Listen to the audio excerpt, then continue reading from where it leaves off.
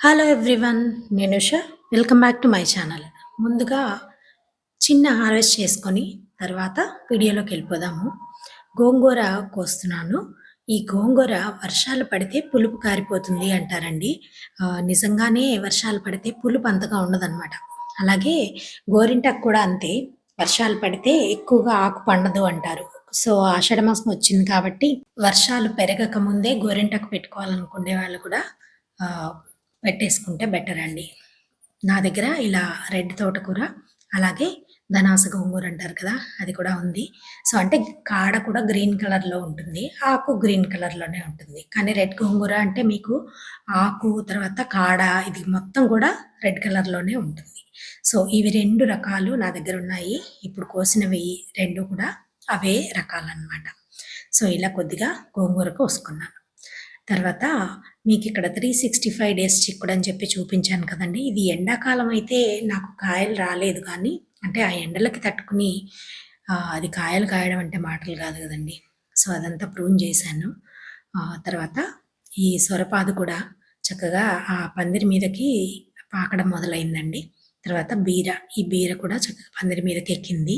అడుగు వైపున ఆకులైతే నేను ఎప్పటికప్పుడు తీసేసుకుంటూ ఉంటాను. ఎందుకంటే సాయిల్ మీదకి మనకిప్పుడు ఎండ ఉండడమే తక్కువ కాబట్టి సాయిల్ మీదకి ఎండ ఫోకస్ అయ్యేలాగా చూసుకోండి. దానివల్ల మనకి ఫంగస్ ప్రాబ్లమ్ రాకుండా ఉంటుందండి. గాలి ఆడుతుండేలాగా చూసుకోవాలి. అది మటుకు వర్షాకాలం కంపల్సరీగా చేసుకోవాలి. ఈ ట్రాప్స్ నేను 4 డేస్ ముందే గదండీ పెట్టింది. చూడండి ఎన్ని ఇన్సెక్ట్స్ ట్రాప్ అయ్యాయో. ఈ ఇన్సెక్ట్స్ అన్నీ మనం స్ప్రేలతోనే కంట్రోల్ చేయాలంటే అది అయ్యే పని కాదు కాబట్టి, అక్కడక్కడ ఇలా ట్రాప్స్ పెట్టుకుంటే అవి ట్రాప్ చేయగలిగినన్ని ఇన్సెక్ట్స్‌ని అవి ట్రాప్ చేస్తాయి.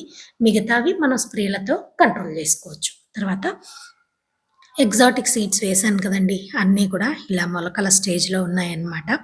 కొంచెం లేట్ అయ్యాయి కొన్ని. కొన్నేమో వెంటనే వేసిన మర్నాడే వచ్చాయి కొన్ని. సో, ఇదేమో పసుపండి. బ్లాక్ పసుపు పెట్టాను కదా! ఇదిగో చూడండి. మొలక మొదలైంది. 3 దుంపలు పెట్టాను. 2 వచ్చాయి. సో, ఇంకొక దాని కోసం వెయిటింగ్. కొంచెం అటు ఇటుగా అది కూడా జర్మినేట్ అవుతుంది. సో, ఇలా ప్రస్తుతానికి ఇవున్నాయి. తర్వాత బెండ మొక్కలు బాగానే ఉన్నాయండి. ఏ రోజుకి ఆ రోజు నేనిలా చిలకడ దుంపవి చిగుర్లు అయితే కోసుకెళ్తూ ఉంటాను. చాలా రుచిగా ఉంటాయండి చిగుర్లు. అలాగే మనం ఇంతకుముందు వీడియోల్లో కూడా చెప్పుకున్నాము.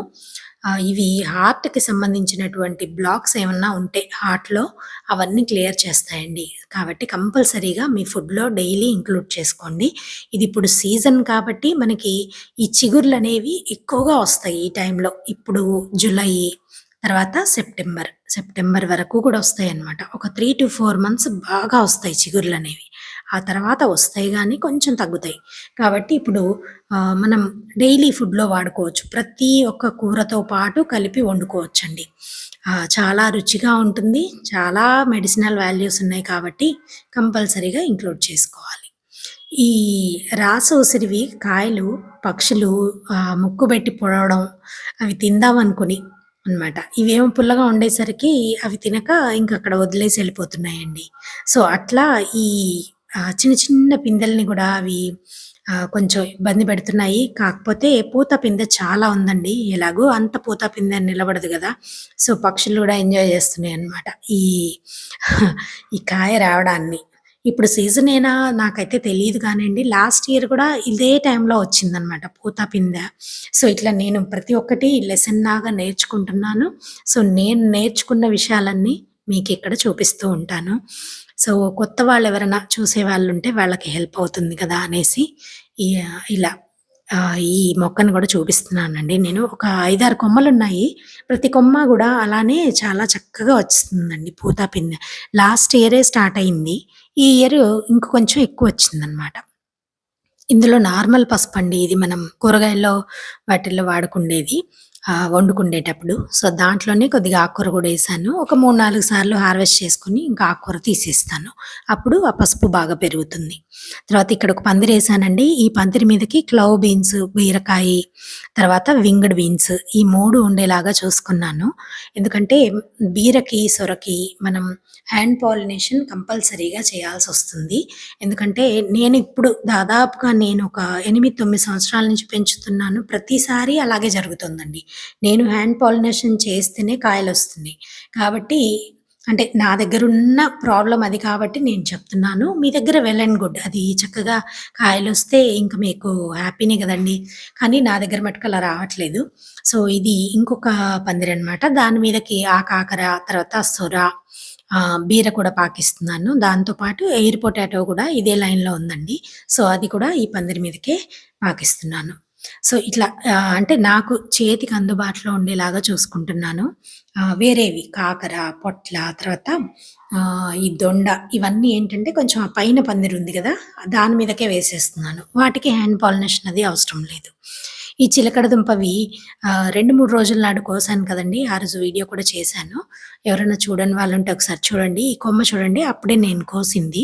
3 డేస్‌లోనే మీకు చూడండి ప్రతి కణుపు దగ్గర కూడాను ఎలాగా తీగలనేవి వచ్చేసాయో. సో, ఇప్పుడవి లేతగా ఉన్నాయి కాబట్టి అవి గూడా మనం హార్వెస్ట్ చేసుకొని ప్రతిరోజు వాడుకోవచ్చనమాట. సో, ఇట్లా ఇది సీజన్‌లో మీరు ఈ చిలకడ దుంపని ఎక్కువగా కన్జ్యూమ్ చేయడానికి ట్రై జేయండి. తర్వాత ఈలోపు అలవాటు పడుంటారు కాబట్టి మనం ఈ పెద్ద ఆకుల్ని కూడా తర్వాత వాడుకోవచ్చు. ఓకేనా?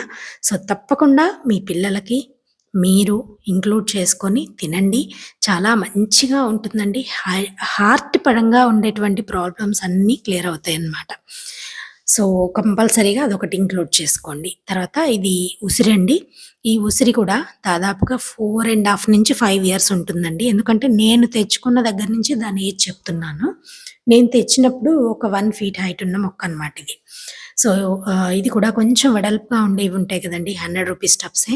దాంట్లో పెట్టాను. ఎందుకంటే రూటింగ్ సిస్టమ్ కూడా కొంచెం బాగా డెవలప్ కావాలని. ఎంత దృఢంగా ఉంటే మొక్క అంత బాగా డెవలప్ అవుతుందండి. బ్రాంచెస్ మటుకు 2 ఉన్నాయి. కింద నుంచి వచ్చేవి. ఆ తర్వాత వాటికి కొంచెం ఎక్కువ బ్రాంచెస్ వచ్చాయన్నమాట. చూడ్డానికేంటంటే బోన్సాయిలా ఉంది. ఆహ్, ఎప్పుడెప్పుడు దానికి ఫ్రూటింగ్ వస్తుందా అని వెయిట్ చేస్తున్నాను. అదేంటంటే నాటుదండి. గింజ నుంచి పెంచింది కాబట్టి లేట్ అవుతుంది. అలాగే దానిమ్మలో గూడా చక్కగా పళ్ళవి రెడీ అయిపోతున్నాయి. ఇవేంటంటే మనం పళ్ళు ఎన్ని తక్కువ చేసుకుంటే మీకు సైజ్ అంత పెరుగుతుంది ఒకటి. న్యూట్రిషన్ గూడా చాలా చక్కగా ఇవ్వాలండి. మాక్సిమం చెప్పాను కదా! ఒక కమలా పండు, ఒక చిన్న సైజు, మీడియం సైజు బత్తాయి ఉంటుంది చూడండి. ఆ సైజు వరకు మనం తీసుకురావచ్చు. ఎందుకంటే పాట్‌లో ఉంటుంది గాబట్టి అది రిస్ట్రిక్టెడ్‌గా ఉంటాయి కాబట్టి రూట్స్ అనేవి ఫుడ్ కూడా మనం ఇస్తేనే కాబట్టి ఇంకా మాక్సిమం సైజ్ అదే అనిపిస్తుందండి. నాకొచ్చిన సైజ్ అయితే అదే అన్నమాట. నేను ఇంతకుముందు లాస్ట్ హార్వెస్ట్‌లలో నేను చూసిన సైజ్ అది. సో, అలాగే ఇక్కడ గూడా ఒక ట్రాప్ పెట్టానండి. తర్వాత బెండ మొక్కలు చాలా బాగా తిప్పుకున్నాయి. నేనైతే అసలు పోతాయనుకున్నా ఈ ఎండాకాలానికి. కానీ ఇవి మళ్ళీ అవి తిప్పుకొని కొంచెం చాలా గ్రీన్ కలర్‌లో వచ్చి మాక్సిమము చిగురులో నుంచి మొగ్గ రావడం గూడా మొదలైంది. చాలా చక్కగా ఎదుగుతున్నాయండి. ఆహ్, చూడండి ఎంత బాగున్నాయో చూసారా? ఎంత ఫ్రూటింగ్ ఉందో గూడా చూడండి. నేనైతే పోతాయనుకున్నా అసలు ఈ సమ్మర్‌కి లాస్ట్‌లో అసలు మేలో అయితే చాలా ఎండండి. ఎంత ఎండంటే అంత ఎండనమాట అసలు. విపరీతంగా ఉంది. కానీ తిప్పుకుని కొంచెం ఇలా గ్రీన్ కలర్‌లో కనిపించేసరికి నాకు కొంచెం హ్యాపీ అనిపించింది. ఎందుకంటే మనం అంత శ్రమపడి పెట్టుకొని, అంత బాగా వాటికి న్యూట్రిషన్ అది ప్రొవైడ్ చేసి కదండీ! ఇదేమో మావిడల్లం కూడా బానే పెరుగుతుంది. ఇది మార్బుల్ వంగ మొక్కండి. చూడండి ఎంత పూతొచ్చిందో. ఇదంతా గూడా మనకి క్లైమేట్ మారినాక పూత నిలబడుతోందండి కొంచెం. ఎండాకాలం గూడా పూతొచ్చింది గానీ, ఆ ఎండకి మాడిపోయేదనమాట ఆ పూత. నేనెంత వాటర్ చేసినా, ఎంత స్ప్రే చేసినా అస్సలు రాదనమాట. ఈల్డింగ్ అనేది నేను ఎండాకాలం ఎక్స్‌పెక్టే జేయను. అవి సర్వైవ్ అయితే చాలని చూస్తుంటాను. సో, ఇట్లా ఇవన్నీ ప్రస్తుతం అన్నీ తిప్పుకొని చక్కగా అన్నీ పూత, కాత మీద ఉన్నటువంటి మొగ్గలు. ఇదేమో సొరపాదండి. మొన్ననే రీసెంట్‌గా హార్వెస్ట్ చేశాను కదా! ఆ పాదనమాట. నాకు అందుబాటులో పెట్టుకున్నాను. నేను కొంచెం దాన్ని హ్యాండ్ పాలినేషన్ చేసుకోవడానికి వీలుగా. సో, ఇదేమో నాటుదేనండి. నేరేడు. అదేమో పత్తి మొక్కండి. 2 కుండీల్లో ఉంది. సో, అది కూడా ఇప్పుడంతా ఫ్లవరింగ్ మీదుంది. ఇదేమో బార్బడోస్ చెర్రీ చూసారు గదా! ఇది గూడా పూత మీద ఉంది. ఇవేంటంటే ఎదిగిన కొద్దీ వాటికి న్యూట్రిషన్ మనం ఎక్కువ సార్లు ఇస్తూ ఉండాలండి. చాలా రిస్ట్రిక్టెడ్ ఏరియాలో ఉంటాయి కాబట్టి రూట్స్ అనేవి ఎక్కువగా మీరు న్యూట్రిషన్ ఇవ్వడం అంతే. ఇదిగోండి ఇదేమో సపోటా, బనానా సపోటా అంటారు కదా! అదనమాట. చూడండి ఎన్ని పళ్ళున్నాయో. కానీ ఈ పళ్ళన్నిటికి మనం న్యూట్రిషన్ అనేది ప్రొవైడ్ చేయాలి. ప్రతి ఒక్క పండులోకి న్యూట్రిషన్ అనేది వెళ్ళాలి కాబట్టి అంటే కాయ సైజ్ పెరగాలి అంటే మరి ఆటోమేటిక్‌గా దానికి ఫుడ్ గావాలి. సో, మనం ఎక్కువ సార్లు, ఎక్కువ ఆహ్, మోతాదులో ప్రొవైడ్ చేయాలి. కాబట్టి ఎప్పుడు రెగ్యులర్‌గా మర్చిపోకుండా మనం కంపోస్ట్ ఇచ్చుకుంటుండాలి. మైక్రో న్యూట్రియంట్స్ అనేవి తప్పకుండా ఇవ్వాలనమాట. 4 రోజుల నాడు ఒక వాటర్ బాటిల్‌లో మనం పువ్వులు పెట్టాం కదండీ! కొంచెం పాడైపోయిన పువ్వులవి పెట్టాం. చూడండి ఎంత కిందకెళ్ళిపోయిందో చూసారా? ఇలా డీకంపోజ్ అయిపోయి, ఆ వాటర్ అంతా గూడా మొక్కకి కుండీల్లోకి అందుతుందండి. సో, కంపల్సరీగా ఇలా కిచెన్ వేస్ట్ మీకు దొరికినది ఏదైనా సరే డీకంపోజ్ అయిపోతుంది వేస్ట్ అనుకుంటే, అది కంపల్సరీగా ఇట్లా వాటర్ బాటిల్స్ పెట్టుకొని వాటిల్లో ఇంక్లూడ్ చేసుకోండి. ఇక్కడ చూడండి ఈ కాకరపాదుకి గ్రీన్ కలర్ పురుగులంటారు గదండీ! వాటినేమంటారు? పచ్చ పురుగులంటారు. సో, ఆ పురుగులు అటాక్ అవుతున్నాయి. చాలా మొక్క చక్కగా ఎదిగే దశలోనే మనకివి కనపడుతూ ఉంటాయండి. ఇవేంటంటే రసం పీల్చేసి అవి తయారు చేసుకున్న ఫుడ్‌ని ఇవి తినేస్తూ ఉంటాయన్నమాట. సో, ఇంక మొక్క బలహీనమైపోయి మనకి పూత, కాత అనేది రాదు. మొక్క బ్రతికే ఉంటుంది. కానీ పూత, కాత రాదనమాట. అది తయారు చేసుకున్న ఫుడ్‌ని ఇది తినేస్తూ ఉంటుంది. చివరికి ఆకులనేవి యెల్లో కలర్‌లోకి మారిపోయి, ఆ తర్వాత మొక్క కొన్ని రోజులకి చనిపోతుందండి. ఈ మొక్కని ఎలా మనం రివైవ్ చేసుకోవాలి అనేది నెక్స్ట్ నేను చూపించబోయే వీడియో అండి. సో, ఇలాంటి ప్రాబ్లమ్ ఎవరికన్నా ఉంటే మటుకు తప్పకుండా నేను రేపు రిలీజ్ చేయబోయే వీడియోని మీరు చూసి దానికి తగ్గటువంటి అరేంజ్‌మెంట్స్ అవి చేసుకొని వెంటనే మీరు రియాక్ట్ అవ్వాలి. లేదంటే అన్ని మొక్కలకి ఇది స్ప్రెడ్ అయిపోతుంది. ఓకేనా? నెక్స్ట్ వీడియోతో మళ్ళీ మీ ముందుంటాను.